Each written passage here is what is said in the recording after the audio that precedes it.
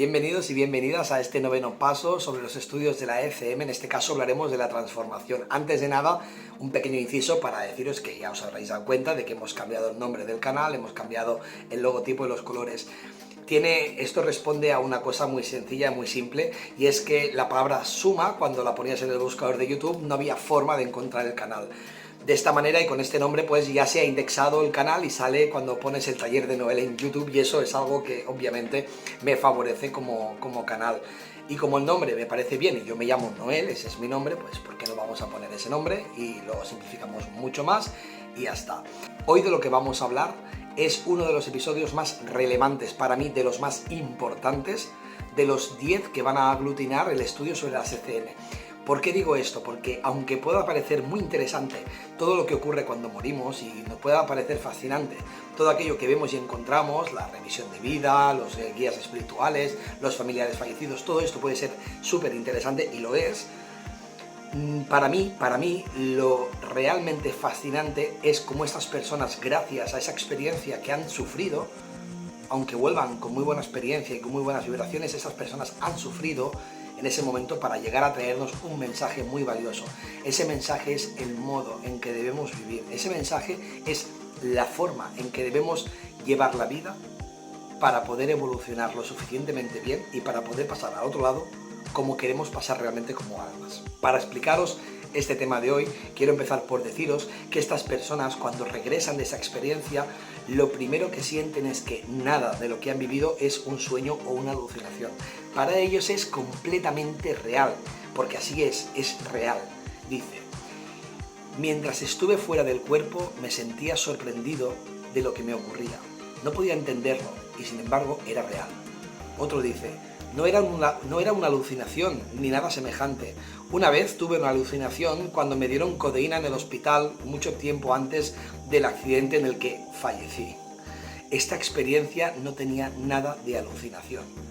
Además, ya han habido estudios con psiquiatras y con hospitales en los que se ha evaluado qué es una alucinación, y ninguna experiencia cercana a la muerte tiene nada que ver, ni se acerca ni por asomo a lo que es una alucinación. Por otro lado, las personas lo que se encuentran es que cuando vuelven de esta experiencia, lo primero que les ocurre es que no encuentran aceptación por parte de su entorno, ni de las enfermeras, ni de los médicos, ni de sus familiares, ni de sus allegados, ni de sus amigos.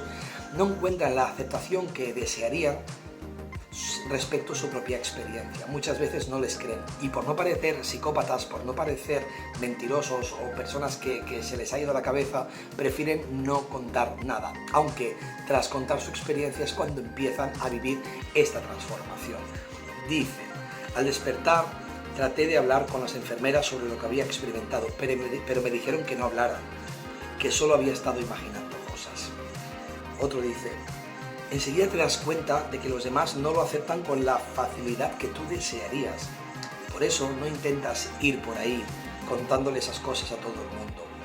Pero también es cierto que, y esto lo hemos hablado muchas veces, que en la comunidad médica hay muchos doctores que se están encontrando con todos este tipo de pacientes muchas veces al cabo de un año, o si no todos los días. Y muchos de ellos saben qué está ocurriendo. Tanto es así que dice: mi familia y yo preguntamos al doctor sobre lo ocurrido, y este dijo que era frecuente que en personas con graves heridas o dolores el alma saliera del cuerpo. Ese desdoblamiento, que es una de las cosas que precisamente pudo publicar Pim Van Lommel, el cardiólogo Pim Van Lommel, en la revista científica The Lancet, ya es conocido en la comunidad médica y científica, es conocido, documentado y publicado.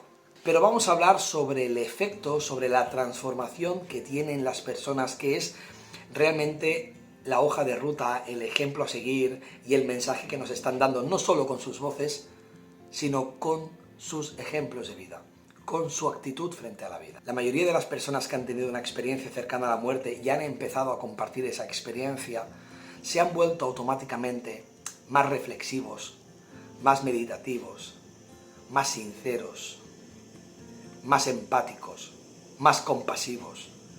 En definitiva, su transformación se ha ido enfocando hacia el amor. Y dice: desde entonces tengo siempre en mente lo que he hecho y lo que haré con mi vida, desde que tuve esa experiencia. Tras fallecer y tener la experiencia, comencé a preguntarme si había hecho siempre las cosas porque eran buenas o porque me agradaban a mí. Antes seguía un impulso. Ahora medito primero las cosas lentamente. Trato de hacer las cosas que tengan más significado y eso hace que me sienta mejor. Procuro no juzgar a la gente y quiero hacer las cosas porque sean buenas, pero no porque sean buenas solo para mí.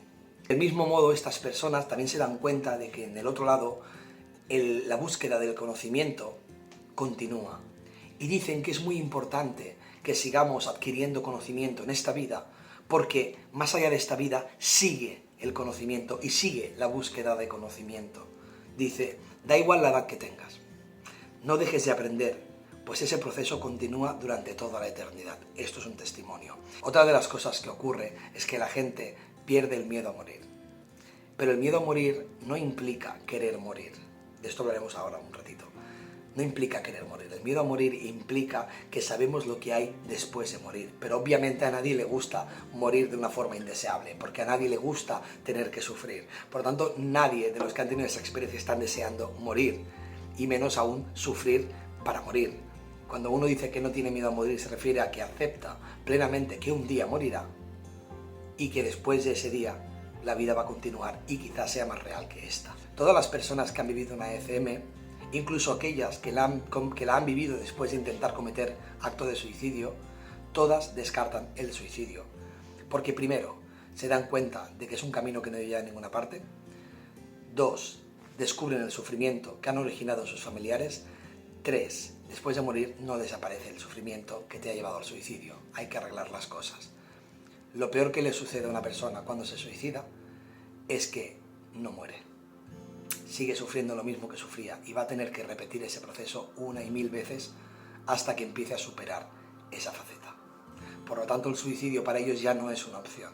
Dice, ya no temo a la muerte. No es que la desee o quiera morir ahora. No quiero vivir en el otro lado porque se supone que estoy viviendo aquí. Exacto. Estás viviendo aquí, has venido aquí voluntariamente para vivir esta experiencia que a ti te parece traumática y mala. Pero por algún motivo la estás viviendo. Pregúntate por qué. La razón por la que no temo la muerte es que sé a dónde iré cuando dejé esto, pues ya he estado ahí antes. Ahora quiero leeros un relato que me parece fantástico, muy esclarificador y trae una pequeña pincelada de lo que vamos a hablar la semana que viene. Escuchadlo porque de verdad os va a gustar mucho, ¿vale? Dice, ya no temo morir porque nunca podré olvidar lo que me ocurrió allí. Ahora tengo la seguridad de que la vida continúa. Con el paso de los años he experimentado una serie de cambios. Siento un fuerte vínculo con la naturaleza. El jardín tiene ahora un papel fundamental en mi vida. Me he vuelto mucho más emotivo. He desarrollado un gran sentido de la justicia. Me he hecho más paciente y sosegado. Ahora puedo ver las cosas con perspectiva. Mi agresividad es cosa del pasado. Siento una fuerte exigencia interna que me impide volver a mentir. Prefiero callar a decir una mentira piadosa. Lucho contra los tiempos establecidos, cada cosa lleva su tiempo, pero me las apaño bastante bien. Antes no sabía nada sobre espiritualidad, no tenía el menor interés, pero ahora soy consciente de tener poderes proféticos con los que puedo ayudar a los demás. Tengo un sexto sentido. Pasados los años me he acostumbrado a vivir con ello. Se ha convertido en un componente más de mi vida. Hoy en día confío plenamente en mis instintos. En el momento en que empiezo a pensar, todo se va al garete. Sin embargo, mi hipersensibilidad también conlleva un montón de problemas, ya que genera tensión entre el rechazo de los que no la entienden y la curiosidad de esas mismas personas. He aprendido a escuchar a mi cuerpo, disfruto de la vida intensamente. Ahora me doy cuenta de cosas en las que nunca había caído antes. Creo que la gente ha dejado de vivir de corazón y prefiero hacer las cosas tan sencillas como sea posible. Estoy encantado y agradecido de poder discutir estos temas con mi esposa. Este relato lleva oculto un mensaje inmenso, grande. Prácticamente parece un resumen de lo que dijo Jesús de Nazaret. Estas personas están trayendo un mensaje, un estilo de vida que es un ejemplo y deberíamos fijarnos en ellos. Tenemos tendencia a fijarnos en aquellas personas que han creado un imperio, pero hay personas que han creado un imperio, quizás otras no, y que detrás de su imperio solo hay vacío. Y que el imperio que han creado solo ha sido por afán de intentar llenar un vacío inmenso y cada vez más grande para que cupiera su propio ego. Esas personas que a veces estamos admirando, las admiramos porque sus gruesas capas de ego no nos dejan ver que dentro existe un vacío inmenso. Y sin embargo, las personas que están viviendo desde el amor y desde el corazón son sencillas, porque las cosas pequeñas ya les llenan. Aquellos que necesitan que les llenen las cosas grandes es porque por dentro están inmensamente vacíos. Por eso cada vez necesitan más cosas y más grandes.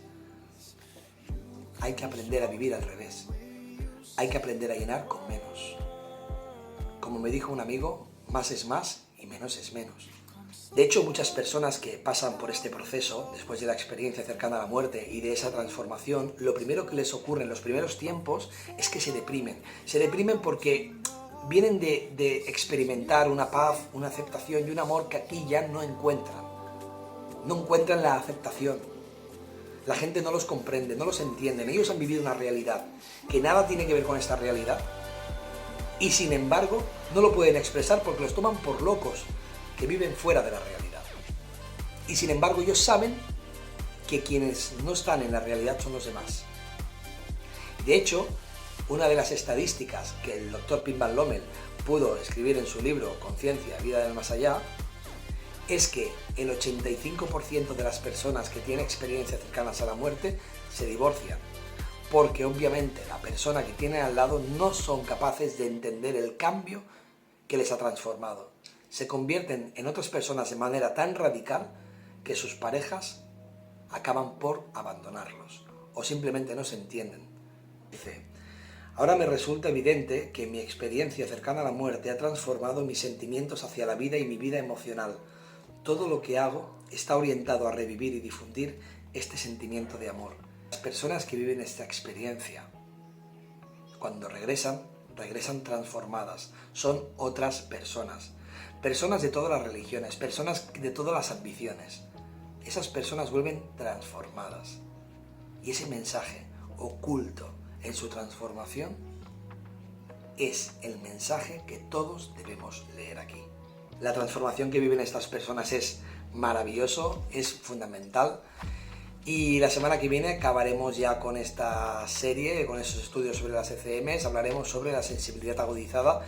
Es detrás de esta transformación, cuál es la sensibilidad o esas habilidades espirituales, emocionales o cognitivas que estas personas llegan a desarrollar. Algunas son realmente fascinantes. Nos vemos la semana que viene.